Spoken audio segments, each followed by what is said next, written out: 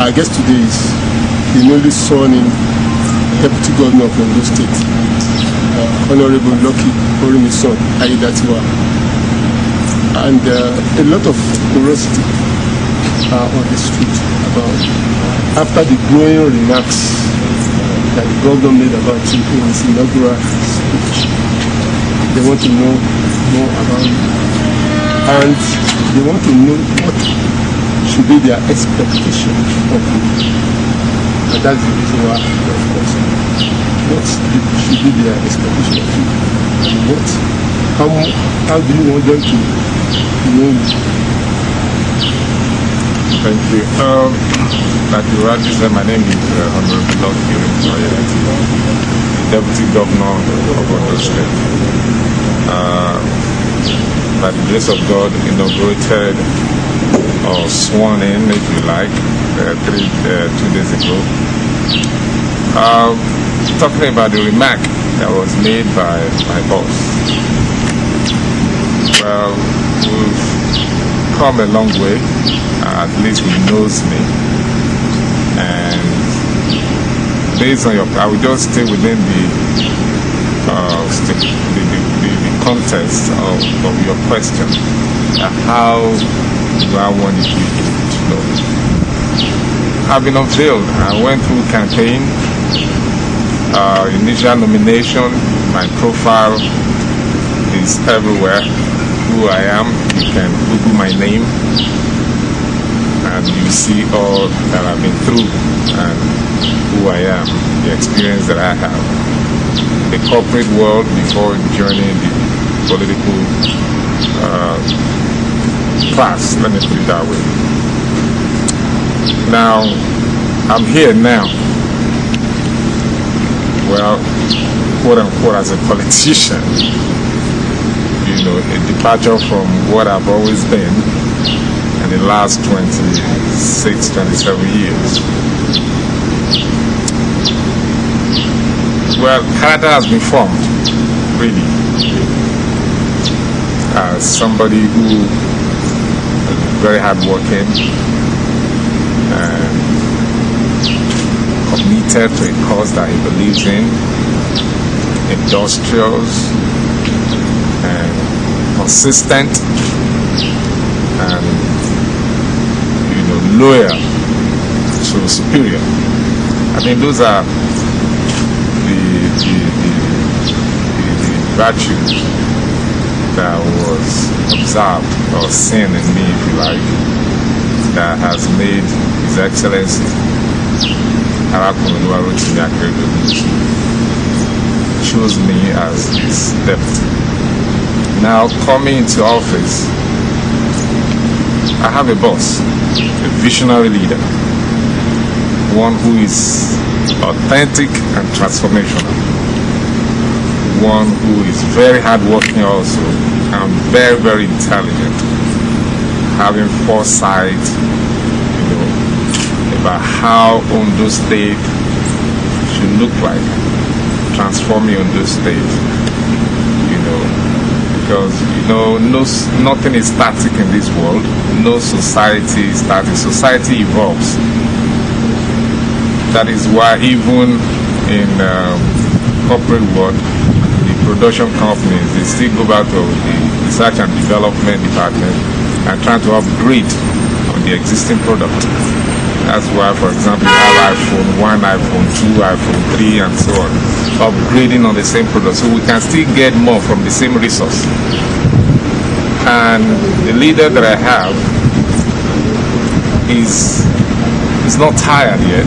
He's still the one leading, in charge, of the affairs of the state. So I will be supporting him. So the much that I will bring in might not be physically seen as the one in charge, because I am a subordinate. But when we go behind the door at the strategic sessions where we are generating ideas on how best to engage whatever situation we're facing, or if we like, say, finding solutions to problems as the society itself begin to evolve, I will contribute meaningfully. And by the time we come out, of course, my boss will unveil the decision, because there can only be one voice in Ondo State, and that is the voice of the government. So whatever we do and decide behind the doors, it will be the one to unveil it. So all the credit, yeah, it's a collective responsibility, but he's still the one leading. It's just like you have on a football pitch, the striker and supporting striker. I'm just like the supporting striker who can even pass the ball to the main striker that will score the goal. So that is the way it's going to be, because he's the one leading. But whenever I'm assigned to do a job or to represent me, definitely I will take a cue from the main focus of vision of this administration, and the main focus is to build on the gains that have been gotten in the first 4 years, and that is no longer news because it's everywhere. All that the government have done in the first 4 years in every sector of the economy within the state, is it infrastructural development, they are bound. Is it education, health, and social services, every aspect of the society, staff, workers' welfare, all of these. Don't forget that before he came to power in 2016, or rather 2017, when he actually resumed office, election was won 2016, but he assumed office February 24, 2017. As at that time, the past government was owing the staff salary of the workers, so in them about 7 months in arrears, and out of that 6 months has been paid by this administration, and he has not been owing any month in the course of his own tenure. So staff welfare is so important to this government because they are the workforce, the engine room of the state. So all of these we're going to build upon it, and the gains that have been made will be built upon, and other new things that will be coming up as society evolves, as issues comes up. We'll face it, find solutions to problems. Specifically, Your Excellency, he spoke in respect of 2007, 2025. He spoke in respect of 2025. And he sort of dropped the gauntlet into your ring. How are you going to respond to this? I don't want to elaborate, but I think you understand. I don't forget he 2025 more or less said that he is going to drop his coming to an end on his own political desire, ambition, vision, and that he's looking forward to someone like you, or as a representative of the younger generation, to move the political vision forward. That's what I can understand by Mr. Demand. How are you going to respond to that, sir? Well, if that is the understanding you got from his remarks as regards the future thing that is going to happen politically in Ondo State, you went to 2025 or 2024 as the case may be, yes, of course, his tenure will end as the governor of Ondo State by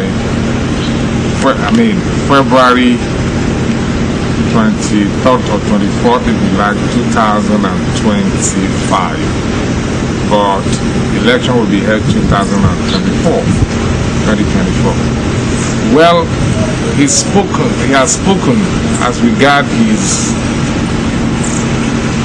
exit plan, that yes, as a leader you need to know that the tenure will end at some day. It will end at some day, and new person will take over. It's like handing over the baton to someone. Yeah. If he made mention of that, and he looks at me as one of the persons that he can trust, I think he's speaking from his own experience based on what is on ground right now. The future is still future. We cannot begin to say, you see, for me, I want to start with what is in my hand right now. I want to finish what is in my plate before I begin to ask him for more. Let me digest this. Let me work with this. If at the end of this tenure and I'm found worthy, just have been found worthy to be chosen as the deputy governor, if the stakeholders, don't forget, nobody can put himself in a position. So I'm not even thinking about that time right now. I'm looking at the present. What can I do to support the system? What am I bringing to the table? What ideas, what strategy to be able to build on the gains of the past 4 years? That is my focus right now.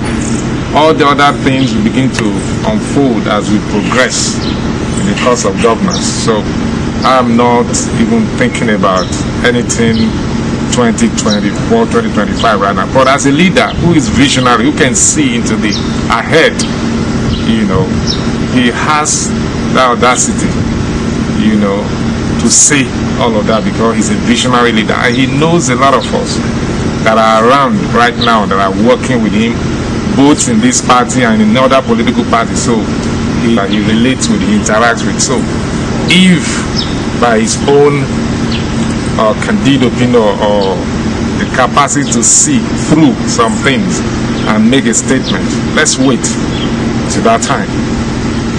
But he's a leader that can see to the people and knows how the system is working and who are on the field that are really laboring, to bring the best on board for the state, for the people of the state.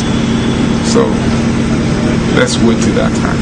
Well, sir, thank you. Once again, I would like to say congratulations. Thank you. Because you want to take too much of your time. I hope you'll be welcome the next time you visit. Thank you very much, sir.